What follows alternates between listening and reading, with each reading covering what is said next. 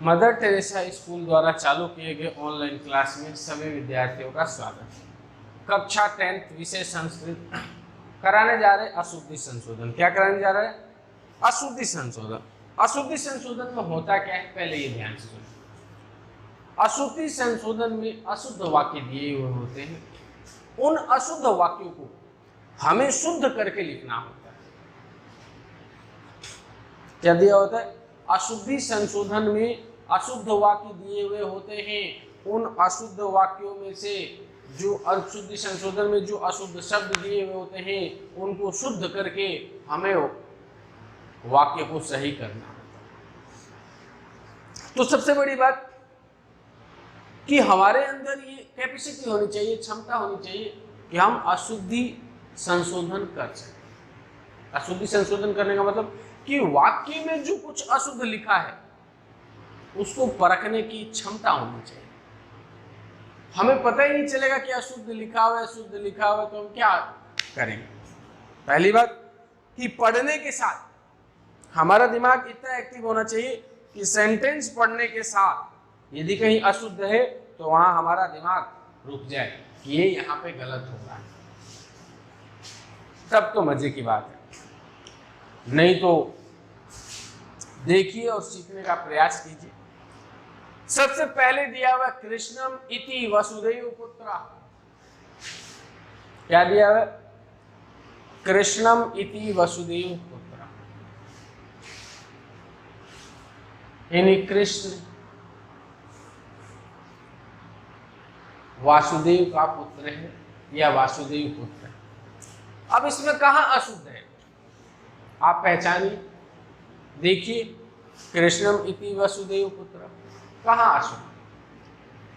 ये सबसे बड़ी बात है कि देखिए, अब यहाँ पे कृष्णम शब्द है, मैं कह रहा हूं ये अशुद्ध है। क्यों अशुद्ध है? तो पीछे हलंतम म लगा हुआ है और ये किसमें प्रयोग किया जाता है? नपुंसक लिंग शब्दों में। कृष्ण कोई नपुंसक लिंग है क्या? कृष्ण कोई नपुंसक लिंग में आते हैं? नहीं, इसमें आते हैं पुल्लिंग में। तो यहाँ कृष्णम के स्थान पर क्या हो जाएगा? कृष्णा हो जाएगा। पुल्लिंग में क्या होगा? कृष्णा होगा। कृष्णम के स्थान पे पुल्लिंग में क्या होगा? कृष्णा होगा। ठीक है, तो यहाँ हो जाएगा कृष्ण इति वसुदेव पुत्रः। ये इसका क्या होगा? शुद्ध रूप होगा। कृष्ण इति वसुदेव पुत्रः, ये इसका क्या होगा? शुद्ध। विष्णु वैकुंठम वैकुंठे अतिष्ठते।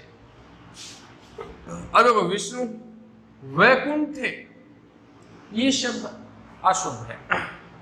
यदि आप 9th क्लास में कारक किए होते तो आप तुरंत पकड़ लेते, या अभी भी कारक पढ़े होते तो। वैकुंठे अधिष्ठिते, यहां वैकुंठे शब्द है। लास्ट में क्या रहा? अधि उपसर्ग पूर्वक शय धातु, और अधि उपसर्ग पूर्वक शय धातु के युग में हमेशा द्वितीय विभक्ति का प्रयोग होता है। कौन से विभक्ति का? द्वितीय विभक्ति का प्रयोग होता है। द्वितीय विभक्ति का प्रयोग होता है किसके योग में? अधि उपसर्ग पूर्वक शय धातु के योग में हमेशा ही द्वितीय विभक्ति का प्रयोग किया जाता है। किसके योग में? अधि उपसर्ग पूर्वक शय धातु के योग में द्वितीय विभक्ति का प्रयोग किया जाता है। तो वैकुंठे का क्या हो जाएगा? द्वितीय विभक्ति में वैकुंठम।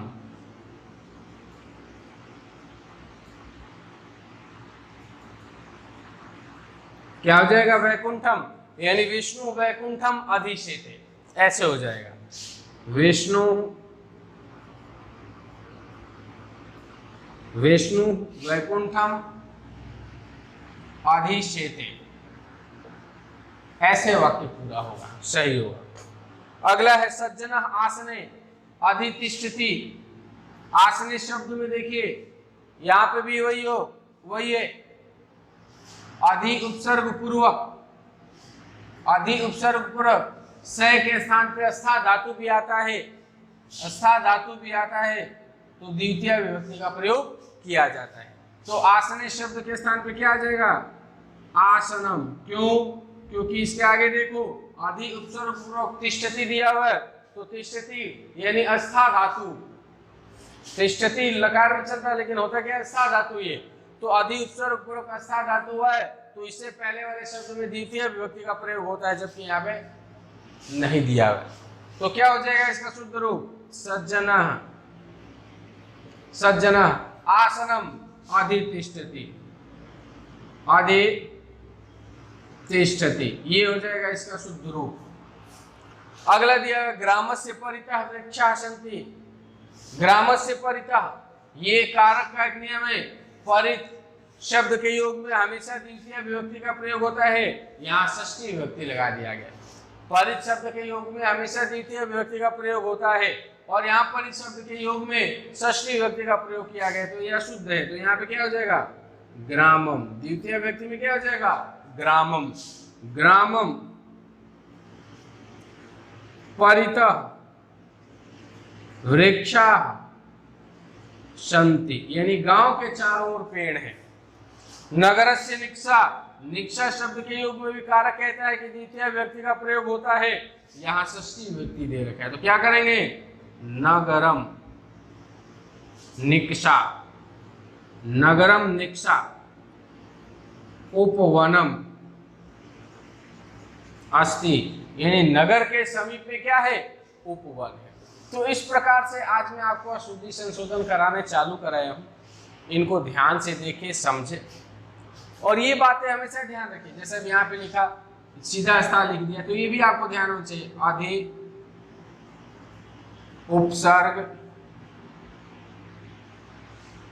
पूर्वक स्था धातु, अस्था धातु, द्वितीय विभक्ति भावती, यानी अधिक उपसर्ग पूर्वक स्था धातु हो तो द्वितीय विभक्ति का प्रयोग किया जाता है। तो आज के लिए इतना ही, धन्यवाद।